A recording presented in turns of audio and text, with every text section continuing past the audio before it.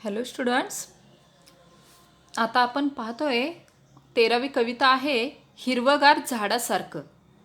तर या कवितेमधून संदेश दिला आहे की झाडासारखं हिरवगार आणि झाडासारखं माणसानं जीवन कसं जगावं हा या कवितेतून संदेश दिला आहे. म्हणजे झाड हे नेहमी दुसऱ्याच्या सहाय्याला मदतीला धावून येतं. तर ते कशा प्रकारे वाटसरू असतील किंवा पक्षी असतील या सर्वांना आसरा देण्याचं काम, निवारा देण्याचं काम, सावली देण्याचं काम हे झाड करत असतं. म्हणजे त्यावेळी ते कोणताही भेदभाव करत नाही. तसेच ते मुकाटपणे त्याच्यावर पडणारे वार सहन करतं. म्हणजे सहनशीलता हा एक गुण झाडाचा आपल्याला या ठिकाणी दाखवलेला आहे. आता आपण पाहतोय कविता 13वी कविता आहे हिरवगार झाडासारखं. कवी आहेत जॉर्ज लोपिस. जन्म आहे 1950, मृत्यू 2005. अत्यंत संवेदनशील कवी. सत्यकथा या अंकातून त्यांच्या काही कविता प्रसिद्ध झाल्या आहेत. रक्तात भिनलेल्या कविता, पूर्ण झाले आहे हे त्यांचे कविता संग्रह प्रसिद्ध आहेत. आता या पूर्ण कवितेमध्ये काय सांगितलेलं आहे पहा. झाडांची सहनशीलता, त्यांची सहन करण्याची वृत्ती, दातृत्व म्हणजे त्यांची मायाळू वृत्ती, सहकार्य म्हणजे दुसऱ्यांना मदत करण्याची वृत्ती, कठीण प्रसंगातही घट्ट पाय रोवून राहण्याची वृत्ती. म्हणजे कोणताही कठीण प्रसंग येऊ, जसं वारा येऊ, पाऊस येऊ, वादळ येऊ, तर त्या ठिकाणी झाड हे घट्ट जमिनीमध्ये पाय रोवून उभं राहत असतं. म्हणजे कोणत्याही कठीण प्रसंगांना ते सामोरं जातं. इत्यादींचे वर्णन प्रस्तुत कवितेत केलेले आहे. आनंदी जीवन जगण्यासाठी हे सर्व गुण आपल्या अंगी बाणवावेत. झाडांसारखे हिरवेगार, ताजे, प्रफुल्लित राहावे असा संदेश प्रस्तुत कवितेत दिलेला आहे. तर आपण मनुष्य ज्यावेळेस कोणत्याही मनुष्याला आनंदी जीवन जगायचं असेल तर आनंदी जीवन जगण्यासाठी झाडामध्ये असलेले गुण म्हणजे झाडासारखे ताजे राहावे, हिरवेगार राहावे, प्रफुल्लित, उत्साही राहावे असा संदेश पूर्ण या कवितेतून आपल्याला कवींनी दिलेला आहे. आता आपण कविता पाहूयात. झाड बसते ध्यानस्थ ऋषी सारखं मौन व्रत. तर या ठिकाणी झाडाबद्दल काय सांगितलेलं आहे पहा. धारण करून तपश्चर्या करत. तर झाड काय करत असतं, एखादे ध्यानस्थ ऋषी मुनी जे असतात तर ते कसे बसतात पहा. ध्यान लावून मौन व्रत धारण करून, म्हणजे ते कोणताही शब्द बोलत नाहीत, ध्यानस्थ पद्धतीने ते बसतात धारण करून तपश्चर्या करत. तर तशा प्रकारे ध्यानस्थ ऋषीमुनींची उपमा या झाडांना सुद्धा दिलेली आहे की झाड सुद्धा अतिशय शांतपणे जसे ऋषीमुनी बसतात तशा प्रकारे ते बसत असतं. ऋषीमुनी ज्यावेळेस तपश्चर्या करत असतात तर त्यावेळी ते कसे बसत असतात, शांत असं ध्यानस्थ पद्धतीनं बसत असतात. तर तशा प्रकारे झाडसुद्धा बसत असतं. पक्षी झाडांचे कुणीच नसतात तरीही झाड त्यांचं असतं. तर आता आपण झाडाबद्दल पाहिलं की आपण झाडाकडे लक्ष देऊन पाहिलं तर आपण त्याच्यावरती पक्ष्यांची वेगवेगळी घरटी पाहत असतो. तर पक्ष्यांना आसरा देण्याचं काम, निवारा देण्याचं काम हे झाड करत असतं. म्हणजे पक्षी त्यावरती घरटे बांधू शकतात तरीसुद्धा झाड त्या ठिकाणी कोणताही भेदभाव न करता पक्ष्यांना त्या ठिकाणी घरटे बांधू देत असतं. पक्षी झाडांचे कुणीच नसतात तरीही झाड त्यांचं असतं. म्हणजे पक्षी आणि झाड यांच्यामध्ये कोणतं नातं नसतं तरीसुद्धा झाड त्यांना त्या ठिकाणी घरटी बांधू देत असतं. मौन व्रत, ऋषींसारखं मौन व्रत ते धारण करतं. म्हणजे मौन व्रत म्हणजे न बोलण्याचा नियम. मुळावर घाव घातला तरी झाड मुकाट सहन करते. मुकाट म्हणजे शांतपणे. म्हणजे झाडाच्या मुळावर, म्हणजे झाडाच्या ज्या मुळ्या आहेत तर त्या मुळांवरती कुणीही कुऱ्हाडीचे घाव घातले तरीसुद्धा झाड शांतपणे ते सहन करतं. म्हणजे झाडामध्ये सहनशीलता हा गुण त्या ठिकाणी दाखवलेला आहे. वरती पहा, झाड बसते ध्यानस्थ ऋषीसारखं मौनव्रत धारण करून तपश्चर्या करत. म्हणजे त्याच्यामध्ये असलेला शांततेचा, ध्यानस्थ असण्याचा हा संदेश या ठिकाणी कवी देतात की झाड ऋषी मुनींसारखं शांतपणे तपश्चर्या करत बसलेलं असतं. पक्षी झाडांचे कुणीच नसतात तरीही झाड त्यांचं असतं. म्हणजे या ठिकाणी त्याची दयाळू वृत्ती आपल्याला दिसते झाडाची. दुसरं म्हणजे दुसऱ्यांना सहकार्य करण्याची वृत्ती या ठिकाणी दिसत आहे की झाडांचे पक्षी कुणीही नसतात तरीसुद्धा पक्षी त्या ठिकाणी घरटी बांधू शकतात. झाड त्यांना आसरा देत असतं, निवारा देत असते. मुळावर घाव घातला तरी झाड मुकाट सहन करते.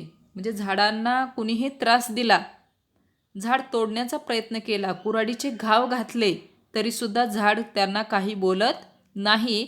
उलट ते शांतपणे ते सर्व सहन करत असते.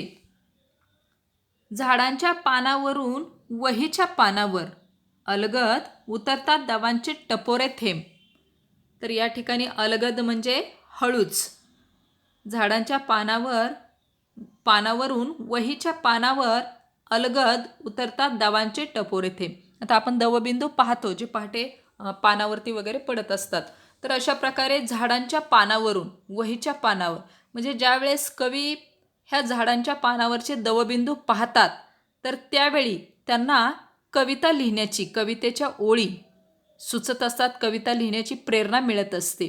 म्हणजे झाडांच्या पानावरचे हे दवबिंदू पाहिल्यानंतर कवीला कविता लिहिण्याची कल्पना सुचते, अनेक शब्द सुचतात आणि हे शब्द काव्यरूपाने कवी वहीच्या पानावर मांडत असतो. म्हणजे कवीला या ठिकाणी काव्य सुचते आणि काव्य त्या ठिकाणी तो वहीवर मांडण्याचा प्रयत्न करतो.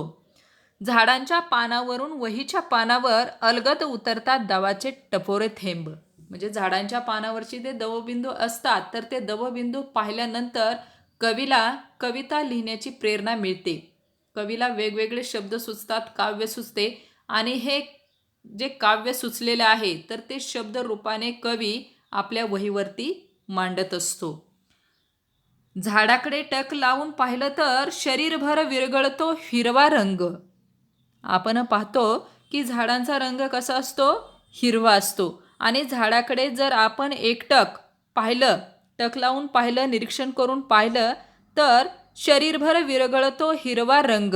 म्हणजे विरघळतो म्हणजे पसरतो, आपल्या शरीरभर हा हिरवा रंग पसरतो. आपण पाहतो की हिरवा रंग हा शांततेचा प्रतीक आहे. म्हणजे शांतता हा गुण जो आहे झाडांकडचा तो आपल्यामध्ये सुद्धा येतो, आपल्या शरीरामध्ये सुद्धा येतो, आपल्या मनामध्ये सुद्धा येत असतो. तर हिरवा रंग हे शांततेचे प्रतीक असल्यामुळे शांतता हा जो झाडांचा गुण आहे तो आपल्याकडे येत असतो.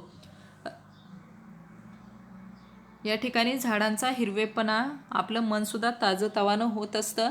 रक्त होते क्षणभर हिरवेगार. म्हणजे आपल्या रक्तामध्ये सुद्धा हा शांततेचा गुण त्या ठिकाणी येत असतो. आयुष्य होतं नुकत्याच खुडलेल्या फुलासारखं टवटवीत. आयुष्य आपलं कसं होत असतं, आपण पाहतो की एखादं नुकतंच खुडलेलं फूल असेल तर ते त्या ठिकाणी अतिशय टवटवीत ताजं दिसत असतं. त्याप्रमाणेच आपलं आयुष्य सुद्धा झाडांकडे पाहून फुलांसारखं, नुकत्याच खुडलेल्या फुलांसारखं टवटवीत प्रसन्न होत असतं. आयुष्य होतं नुकत्याच खुडलेल्या फुलासारखं टवटवीत. झाडाचे बाहू सरसावलेले असतात मुसाफिरांना कवेत घेण्यासाठी. म्हणजे झाडाचे बाहू म्हणजे हात सरसावलेले असतात, पुढे आलेले असतात. मुसाफिर म्हणजे प्रवासी, यांना कवेत घेण्यासाठी म्हणजे मिठीत घेण्यासाठी. आपण पाहतो की खूप रणरणत ऊन आहे आणि त्या ठिकाणी मुसाफिर म्हणजे प्रवासी रस्त्यावरून चालत आहे. रस्त्यावरून चालत असताना एखादं झाड त्याला रस्त्याच्या कडेला दिसलं तर तो प्रवासी त्या झाडाच्या सावलीला उभा राहतो. तर त्यावेळी झाड कोणताही भेदभाव करत नाही, त्याला सावली देण्याचं काम करत असतं. म्हणजे मुसाफिर प्रवासी कोणताही असो त्यांना कवेत घेण्यासाठी, मिठीत घेण्यासाठी, सहकार्य करण्यासाठी, सावली देण्यासाठी हे झाड सदैव तयार असतं. झाडाचे बाहू सरसावलेले असतात मुसाफिरांना कवेत घेण्यासाठी. म्हणजे झाड हे नेहमी तयार असतं कशासाठी, या प्रवाशाला या ठिकाणी निवारा देण्यासाठी, सावली देण्यासाठी. पानझडीनंतर झाड पुन्हा नवीन वस्त्र धारण करतं नव्या नवरीसारखं. आपण पाहतो की शिशिर ऋतूमध्ये पानगळती होत असते, पानझड होत असते. झाडाची पानं पूर्णपणे गळून गेलेली असतात. परंतु जसा वसंत ऋतू येतो, वसंत ऋतूची जशी सुरुवात होते, तसं झाडाला पुन्हा पालवी फुटते. कोवळी लुसलुशीत छोटी छोटी पानं त्या ठिकाणी झाडाला येत असतात. म्हणजेच पानझडीनंतर म्हणजे शिशिर ऋतूनंतर जेव्हा वसंत ऋतू येतो, तेव्हा झाड पुन्हा नवीन वस्त्र धारण करतं. म्हणजे झाडाला पुन्हा कोवळी कोवळी पानं येतात नव्या नवरीसारखं.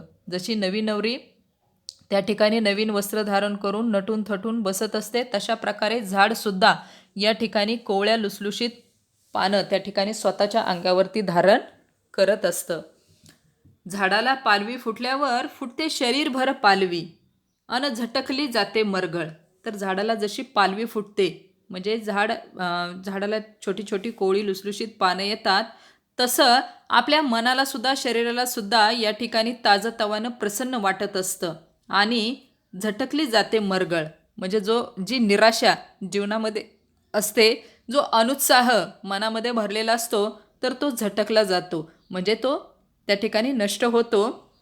झाडाला पालवी फुटल्यावर फुटते शरीरभर पालवी. म्हणजे झाडाकडे आपण पाहिलं की कोवळी लुसलुशीत पानं झाडाला आली आहेत, तर ते पाहिल्यानंतर आपलं मनसुद्धा प्रसन्न होत असतं, मनसुद्धा ताजंतवानं होत असतं आणि तिकडे पाहिल्यानंतरच आपल्या मनामध्ये एक प्रकारचा उत्साह संचारत असतो.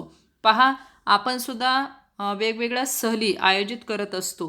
म्हणजे कौटुंबिक सहली असतील, शाळेतल्या सहली असतील, परंतु ज्यावेळेस आपण सहलीच्या ठिकाणी जात असतो, निसर्गरम्य वातावरणामध्ये जात असतो, त्यावेळी मन आपलं हे ताजंतवानं प्रफुल्लित होत असतं. म्हणजे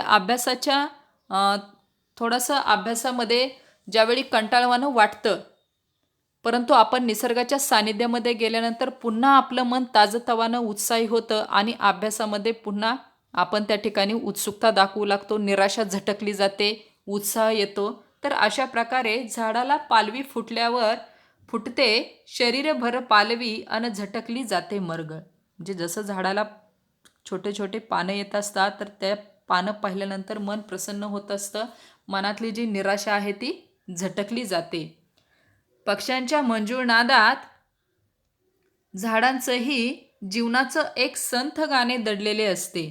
आपण पाहतो की पक्षी काय करत असतात, झाडावरती विसावा घेत असतात, झाडावरती घरटी बांधत असतात आणि अशा प्रकारे झाड त्यांना आसरा निवारा देत असतं आणि पक्ष्यांची किलबिल त्या ठिकाणी सुरू होते, पक्ष्यांचं गाणं त्या ठिकाणी सुरू होत असतं. या ठिकाणी कवी काय संदेश देतात, शेवटी हसावं कसं सळसळत्या पानासारखं. आपण पहा, कोणताही आपण गप्पा गोष्टी करत असतो, एकमेकांमध्ये मिसळून बोलत असू, तर त्या ठिकाणी आपण खळखळून हसलं पाहिजे. माणसानं खळखळून हसलं पाहिजे. हसावं कसं सळसळत्या पानासारखं. सळसळत्या पानासारखं म्हणजे काय? आपण पाहतो की वारा आला की पानांचा सळसळ असा आवाज होत असतो. तर तशा प्रकारे सळसळती जी पानं असतात, पानांचा जो आवाज होतो सळसळ, तर तशा आवाजासारखं माणसानं सुद्धा खळखळून जीवनामध्ये हसावं. म्हणजे झाडाकडून हा एक गुण घेण्यासारखा आहे की हसत राहावं, हसत जगावं. मुळावं मुरावं कसं तर झाडासारखं घट्ट पाय रोवीत. आणि मुळावं मुरावं कसं तर म्हणजे आपण कसं जगावं, जीवनामध्ये कसं असावं, तर झाडासारखं घट्ट पाय रोवीत. म्हणजे झाड कोणतीही संकट येवो, वारा येवो, वादळ येवो, पाऊस येवो, तर त्या ठिकाणी घट्ट त्या ठिकाणी पाय रोवून उभं असतं. म्हणजे संकटाला तोंड देण्याचं काम त्या ठिकाणी करत असतं. तर आपण सुद्धा मनुष्यानं कसं जगायचं आहे, झाडासारखं घट्ट पाय रोवून, म्हणजे ठाम निश्चयानं आयुष्यामध्ये जगायचं आहे. म्हणजे कोणत्याही संकटाला न घाबरता आपल्या निश्चयावर ठाम राहायचं आहे. जगावं कसं तर हिरवगार झाडासारखं. हिरवगार झाड कसं जगतं, तर तशा प्रकारे आपण सुद्धा जगावं. हिरवगार हिरवगार झाड या ठिकाणी त्याचे गुण आपल्याला वेगवेगळे सांगितलेले आहेत. त्याच्यामध्ये दातृत्व, दयाळूपणा आहे, जो पक्ष्यांना त्या ठिकाणी आसरा देण्याचं, निवारा देण्याचं काम करत असतो. कुणी दुसरा आहे सहनशीलता, त्याच्यामध्ये आहे. सहनशीलता म्हणजे काय, तर त्याला कुणीही घाव घातले, कुऱ्हाडीचे घाव घातले तरीसुद्धा झाड ते मुकाटपणे शांतपणे सहन करत राहतं. तिसरा आणखी गुण आपल्याला सांगितलेला आहे की त्याच्यामध्ये कोणतेही पक्षी किंवा कुठलाही पांतस्थ, कुठलाही वाटसरू त्या ठिकाणी झाडाखाली येऊ शकतो, सावलीला त्या ठिकाणी उभा राहू शकतो. झाड कोणत्याही प्रकारे भेदभाव करत नाही. म्हणजे जगावं कसं, तर हिरवगार झाडासारखं. म्हणजे ह्या हिरव्यागार झाडामध्ये जे गुण आहेत तर ते गुण घेऊन आपण सुद्धा जगावं. रोजचं चिंतन करावं कसं, तर झाडासारखं. म्हणजे झाड हे रोजच्या जीवनामध्ये कसं जगत आहे तशा प्रकारेच आपलं जीवनसुद्धा आपण जगावं. म्हणजे दुसऱ्यांना सहकार्य करावं, दुसऱ्यांना शांतता म्हणजे आपल्याला पाहून दुसऱ्याच्या मनामध्ये त्या ठिकाणी प्रसन्नता आली पाहिजे. जसं आपण झाडाचं सौंदर्य पाहून, झाडाचा हिरवे पाहून मनामध्ये एक प्रकारची आपल्या प्रसन्नता येत असते, तशा प्रकारे आपल्याला पाहून सुद्धा दुसऱ्यांना प्रसन्न वाटावं असं आपलं आचरण असावं. दुसरी गोष्ट म्हणजे झाडांच्या मध्ये जे सहकार्याची वृत्ती आहे ती सहकार्याची वृत्ती आपल्या अंगामध्ये आणावी आणि सहनशीलता हा सुद्धा गुण झाडांकडून घ्यावा. तर अशा प्रकारे जगावं कसं, तर हिरव्यागार झाडासारखं. तर हा पूर्ण कवितेमध्ये कवींनी संदेश दिलेला आहे. तर आपण एकदा पुन्हा पूर्ण कविता पाहूयात. झाड भसते ध्यानस्थ ऋषीसारखं मौनव्रत धारण करून तपश्चर्या करत.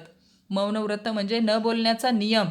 तर झाड कधीही गडबड गोंगाट गोंधळ करत नाही. तर जसे ध्यानस्थ ऋषी मुनी तपासाठी ध्यानस्थ पद्धतीने बसत असतात, तर तशा प्रकारे झाडसुद्धा अतिशय मुकाट शांत त्या ठिकाणी बसलेलं असतं. पक्षी झाडांचे कुणीच नसतात तरीही झाड त्यांचं असतं. म्हणजे या ठिकाणी पक्षी आपण पाहतो, पक्ष्यांची घरटी झाडावरती बांधलेले असतात. पक्षी आणि झाड यांचं नातं नाही तरीसुद्धा पक्षी झाडावरती घरटी बांधू शकतात. म्हणजे झाड त्यांच्यासाठी त्यांच्या सहाय्यासाठी सतत उभं असतं. मुळावर घाव घातला तरी झाड मुकाट सहन करते. म्हणजे झाडांना कुणीही त्रास दिला, त्यांच्या मुळावर घाव घातला, कुरडीने घाव घातला तरीसुद्धा झाड शांतपणे ते सहन करतं, कुणाला काही बोलत नाही. झाडांच्या पानावरून वहीच्या पानावर अलगद उतरतात दवांचे टपोरे थेंब. म्हणजे कवीला कविता सुचते. कविता कशी सुचते, कवितेचे बोल कसे सुचतात, कवितेचे शब्द कसे सुचतात, तर झाडांच्या पानावर जे दवबिंदू दिसतात तर त्या टपोऱ्या दवबिंदूंना पाहून कवीला त्या ठिकाणी कवितेचे शब्द सुचत असतात आणि कवी हे शब्द आपल्या वहीच्या पानांवर उतरत असतोय. झाडाकडे टक लावून पाहिलं तर शरीरभर विरघळतो हिरवा रंग. आपण पाहतो की झाडांकडे जर आपण नीट टक लावून पाहिलं, निरीक्षण केलं, तर आपल्या मनामध्ये सुद्धा हिरवा रंग हा शांततेचा प्रतीक आहे. म्हणजे मनाला सुद्धा आपल्या एक प्रकारची शांती मिळत असते. रक्त होते क्षणभर हिरवेगार. माणसाच्या मनामध्ये शांती त्या ठिकाणी निर्माण होत असते. आयुष्य होतं नुकत्याच खुडलेल्या फुलासारखं टवटवीत. म्हणजे नुकतीच खुडलेली जी फुलं असतात, ज्या कळ्या असतात, तर ती जशी टवटवीत ताजी दिसत असतात तशाच प्रकारे आपलं आयुष्यसुद्धा होत असते. झाडाचे बाहू सरसावलेले असतात मुसाफिरांना कवेत घेण्यासाठी. झाडाचे बाहू, झाडाचे हात म्हणजे झाड हे सदैव तयार असतं सहाय्य करण्यासाठी. कुणाला, मुसाफिर जे प्रवासी आहेत त्यांना ते सहाय्य करण्यासाठी तयार असतं. म्हणजे ते प्रवासी येतात, थांबतात, सावलीखाली त्या ठिकाणी निवारा त्यांना हे झाड देत असतं. पानझडीनंतर झाड पुन्हा नवीन वस्त्र धारण करतं नव्या नवरीसारखं. पानझडी म्हणजे त्या ठिकाणी पानगळती होत असते. शिशिर ऋतूमध्ये आपण पाहतो पानगळती होत असते. वसंत ऋतू आल्यानंतर झाडांना कोवळी पाने फुटत असतात. म्हणजे यांना जसं नवीन वस्त्र धारण करते, तर तशा प्रकारे हे झाडसुद्धा नवीन वस्त्र धारण करत असतं. म्हणजे नवीन वस्त्र म्हणजे काय, की कोवळी पानं त्याच्यावरती येत असतात. झाडाला पालवी फुटल्यावर फुटते शरीरभर पालवी अन झटकली जाते मरगळ. म्हणजे झाडाला ज्यावेळेस पालवी फुटते, झाडाला ज्यावेळेस कोवळी छोटी पानं येत असतात, तर त्यावेळी आपल्या मनामध्ये सुद्धा उत्साह त्या ठिकाणी निर्माण होत असतो आणि मरगळ म्हणजे जीवनामध्ये जी निराशा आहे ती सुद्धा आपल्याकडून नाहीशी होत असते, झटकली जात असते. पक्ष्यांच्या मंजूळ नादात झाडाचंही जीवनाचं एक संत गाणे दडलेले असते. तर या ठिकाणी झाडावरती पक्षी येत असतात. ज्यावेळी झाड हे हिरवगार असतं, झाडाला पानं फुटलेली असतात, त्यावेळी पक्षीसुद्धा तिथं किलबिल करत गाणी गात असतात. हसावं कसं सळसळत्या पानासारखं. पानांची जशी सळसळ असते, पानांचा जसा सळसळ आवाज येतो, तशाप्रमाणे मनुष्याने सुद्धा नेहमी जीवनामध्ये खळखळून हसावं. मुरावं कसं, तर झाडासारखं घट्ट पाय रोवीत. झाड जसं एका ठिकाणी उभं असतं, कोणत्याही संकटाला, वादळ वाऱ्याला तोंड देत उभं असतं, त्याप्रमाणे माणसानं सुद्धा संकटांना न घाबरता ठाम निश्चयाने त्याला सामोरं गेलं पाहिजे. जगावं कसं तर हिरवंगार झाडासारखं, रोजचं चिंतन करावं कसं तर झाडासारखं. म्हणजे माणसाने हिरवंगार झाडासारखं जगावं. हिरवंगार झाड काय करत असतं तर त्याच्यामध्ये सहनशीलता असते. ते एका ठिकाणी उभं असतं. वाट सरूंना पक्ष्यांना ते आसरा देत असतं. तर अशा प्रकारे त्याच्यामध्ये शांतता हा एक गुण आहे. शांततेचं ते त्याचा हिरवा रंग हा त्या ठिकाणी प्रतीक आहे. तर हे सगळं त्याचे जे गुण आहेत तर ते गुण त्याचे घेऊन माणसानं सुद्धा हिरवगार झाडासारखं जगावं असा कवी आपल्याला शेवटी संदेश देतात. तर आपली ही कविता या ठिकाणी शिकवून संपलेली आहे आणि आपला जो शेवटचा भाग आहे तो म्हणजे होमवर्क. तर आजचा होमवर्क आहे हिरवगार झाडासारखं या कवितेचा तुम्हाला समजलेला अर्थ तुमच्या शब्दात लिहा. आजचा होमवर्क आहे हिरवगार झाडासारखं या कवितेचा अर्थ तुमच्या शब्दात लिहा.